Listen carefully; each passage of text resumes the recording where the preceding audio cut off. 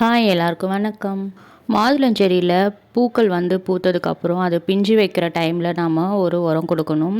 அது எப்படி கொடுக்கணும் அப்படின்னு சொல்லிட்டு இந்த பதிவில் பார்க்கலாம். மாதுளஞ்செடியை பொறுத்த வரைக்கும் நாம் அடிக்கடி கவாத்து பண்ணணும். அதுவும் இல்லாமல் நாம் பழங்களை அறுவடை பண்ணதுக்கப்புறம் எல்லாம் கம்ப்ளீட்டாக கிளைங்கள்லாம் வந்து கட் பண்ணி விட்டுட்டு நாம் உரம் கொடுக்கணும். அந்த உரம் கொடுக்குற வீடியோ வந்து நான் ஏற்கனவே போட்டிருந்தேன். அந்த உரம் போட்டதுக்கான ரிசல்ட் தான் நீங்கள் இப்போ வந்து பார்த்துட்ருக்கீங்க. நிறையா புது தளிர்களும் வந்திருக்கு. அதோடு இல்லாமல் நிறைய பூக்கள் வந்து பூத்துருக்கு. 1, 2 பிஞ்சுங்களும் விட்டுருக்கு. இப்போ இந்த பூக்கள்லாம் வந்து உதிராமல் அந்த பிஞ்சுங்கள்லாம் இன்னும் பழமாக மாறத்துக்கு நாம் இப்போது உரம் கொடுக்கணும். நாம் ஏற்கனவே கொடுத்த உரம் எதுக்குன்னு பார்த்தீங்கன்னா நிறைய புது தளிர் வரத்துக்கும் அதோடு இல்லாமல் நிறைய பூக்கள் வந்து பூக்கிறதுக்கும் அந்த உரம் கொடுத்தோம். இப்போ வந்து அந்த பூக்கள் வந்து பூத்ததுக்கப்புறம் நாம் உரம் கொடுக்கல அப்படின்னா அந்த பூக்கள்லாம் வந்து உதிர்ந்துடும்.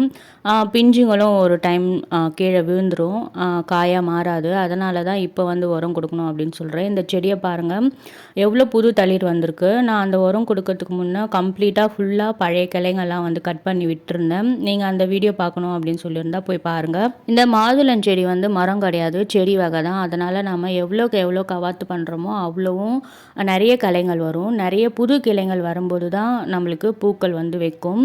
இந்த மாதுளஞ்செடிக்கு வந்து 6 மணி நேரத்துலேருந்து 8 மணி நேரம் சூரிய ஒளி வந்து அவசியம். அதனால் டைரக்ட் சன்லைட்டில் நீங்கள் செடியை வைங்க.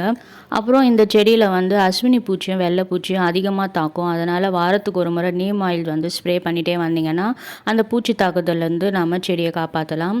இப்போது நம்ம என்ன உரம் கொடுக்கலாம் அப்படின்னு சொல்லிட்டு வாங்க பார்க்கலாம். இது வந்து மாட்டு சாணத்தில் செஞ்ச தொழு உரம். நல்லா மக்குனது. நல்லா மக்கின உரமாக நீங்கள் பயன்படுத்தும் போது அந்த சத்துக்களை ஈஸியாக செடிங்களால் எடுத்துக்க முடியும். இது வந்து என்ன பார்த்திங்கன்னா புண்ணாக்கு கலவை இருக்குது பார்த்திங்களா, அதை தண்ணியில் 3 நாளைக்கு ஊற வச்சுருக்கேன். இதில் என்னென்ன புண்ணாக்கு இருக்குன்னா தேங்காய் புண்ணாக்கு, எள்ளு புண்ணாக்கு, கடலை புண்ணாக்கு, இந்த 3 புண்ணாக்கு தான் நான் வந்து செடிங்களுக்கு பயன்படுத்துகிறேன். அதுக்கப்புறம் வேப்பம் புண்ணாக்கு. இது எல்லாத்தையுமே நம்ம இதோட கலந்து தான் கொடுக்க போகிறோம். இந்த புண்ணாக்கு கலவையை நம்ம நீர் உரமாக கொடுக்கணும்னா 7 நாள் வரைக்கும் நம்ம அதை புளிக்க வைக்கணும். இப்போ நம்ம திட உரமாக கொடுக்கறதுனால நான் 3 நாளைக்கு வரைக்கும் தான் அதை ஊற வச்சு இந்த உரத்தோடு கலந்து கொடுக்க போகிறேன். உங்கள்கிட்ட என்ன புண்ணாக்கு இருக்கோ நீங்கள் அதை சேர்த்துக்கலாம். ஏன்னா புண்ணாக்கில் வந்து அவ்வளோ சத்துக்கள் இருக்குது. நம்ம பூ பூக்கிற டைமில் நாம் இந்த புண்ணாக்கு கலவையை திட உரமாக கொடுக்கும்போது அந்த காய்கள்லாம் வந்து நல்லா பெருசாக காய்க்கிறதுக்கும் உள்ளே அந்த மாதுளம் சுளை இருக்குது பார்த்திங்களா, அது நல்லா கலராக வரத்துக்கு இந்த புண்ணாக்கு கலவை தான் வந்து ரொம்பவே ஹெல்ப் பண்ணுது. இப்போ இந்த உரக்கலவையோட 2-3 ஸ்பூன் வேப்ப புண்ணாக்கு சேர்த்துக்கோங்க. ஏன்னா நம்ம புண்ணாக்கு கலவை வந்து மண்ணில் போடும்போது ஒரு சில டைமில் புழுக்கள் வச்சிடும். அந்த புழுக்கள்லாம் வராமல் இருக்கிறதுக்காக தான் அந்த வேப்ப புண்ணாக்கு. இப்போ நான் மாட்டு சாணம் தொழு உரம் எடுத்துருக்கேங்கல்ல, நீங்கள் வந்து கிச்சன் கம்போஸ்ட் எடுத்துக்கலாம். ஆட்டு சாணம் அதை வச்சு நீங்கள் உரம் செஞ்சுருந்தீங்கன்னா அதையும் எடுத்துக்கலாம். உங்கள் சாய்ஸ் தான். உங்கள்கிட்ட என்ன உரம் இருக்கோ அதை எடுத்துக்கோங்க. இப்போது இந்த மாதுளஞ்செடியில் பூ பூத்துருக்கு பார்த்திங்களா, அந்த செடிக்கு மட்டும்தான் நான் உரம் வைக்க போகிறேன். பூ பூக்காத செடிகள்லாம் நான் இன்னும் உரம் வைக்கலை. அந்த செடிகள்லாம் பூ பூத்ததுக்கப்புறமா நம்ம உரம் வச்சுக்கலாம். இப்போ நல்லா மண் கலரிட்டு அந்த உரத்தை வந்து நீங்கள் போட்டு விட்டுருங்க. தாராளமாக போடுங்க.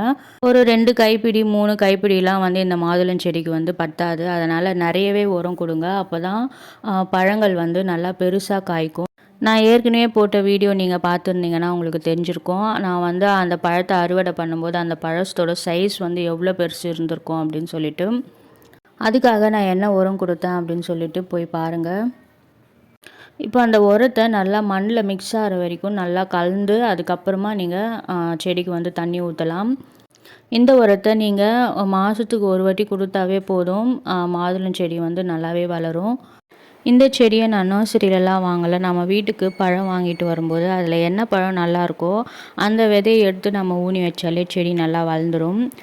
காய்களும் நல்லாவே கொடுக்குது. ஆனால் நம்ம அந்த செடியை 1 வருஷம் வரைக்கும் காய்க்க விடக்கூடாது. செடியை வந்து நல்லா வளர விடணும். அதுக்கப்புறம் தான் நம்ம காய்க்க விடணும். அதுக்கப்புறம் அடிக்கடி கவாத்து பண்ணுங்கள். கவாத்து பண்ணால் தான் புது தளிர் எடுக்கும். நிறைய பூக்களும் வந்து பூக்கும். இந்த டிப்ஸ்லாம் ஃபாலோ பண்ணிங்கன்னா மாதுளஞ்செடியில் வந்து நிறைய காய்கள் வந்து காய்க்க வைக்கலாம். இந்த பதிவு உங்களுக்கு பிடிச்சிருந்தால் லைக் பண்ணுங்கள், ஷேர் பண்ணுங்கள், மறக்காமல் சப்ஸ்கிரைப் பண்ணுங்கள். தேங்க்யூ.